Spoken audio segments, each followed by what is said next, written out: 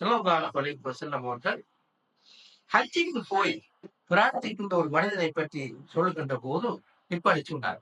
அந்த மனிதர் தலைவிரி கோலமா புனிதை படிந்தவனா நீண்ட தூரம் பிரயாணம் செய்து ஹஜ்ஜிக்கு போய் அல்லாஹ்விடத்திலே 2 கைகளை உயர்த்தி யமுத்து யதைஹி இலஸ்ஸமா ஃபயகூலு யா ரப்பி யா ரப்பி, வானத்தை நோக்கி கைகளை உயர்த்தி என்னுடைய இரட்சகனே என்னுடைய இரட்சகனே என்று நிறைய விஷயங்களை கேட்கிறான்.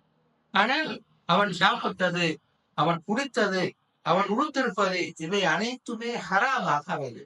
அண்ணா இஸ்தஜாப, அவனுக்கு எப்படி அல்லாஹ் பதில் சொல்வான் என்று ஸல்லல்லாஹு அலைஹி வஸல்லம் ரசூலுல்லாஹ் இங்கு குறிப்பிட்டு காட்டிய இடத்தை பாருங்க. ஹஜ்ஜிக்கு போய் ஏன் அப்படி சொன்னார்கள்?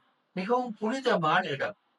ஹஜருல் அஸ்வத் கல்லை போய் முத்தமிட்டு அல்லது காபத்துல்லாவுக்கு பக்கத்தில் நின்று பிரார்த்தித்தாலும் கூட ஹராமாக அவனுடைய உடையோ பானமோ அல்லது சாப்பாடோ அமைந்திருந்தால் அவனுக்கு அல்லாஹ் பதில் சொல்ல மாட்டான். எனவே ஹஜ்ஜின் ஊடாக செய்த தீமைகளை கழுவ முடியாது அல்லது செய்த ஹராம்களை கழுவ முடியாது என்ற உண்மையை நாங்கள் புரிந்து கொள்ளும்.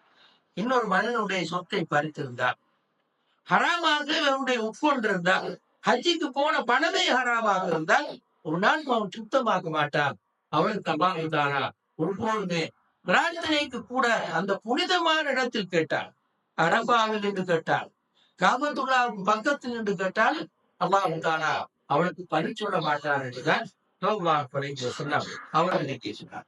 எனவே மதிப்புக்குரிய சகோதரர்களே, இதுவரை நாங்கள் சொன்னவெல்லாம் அதற்கான அடிப்படையான சட்டம்.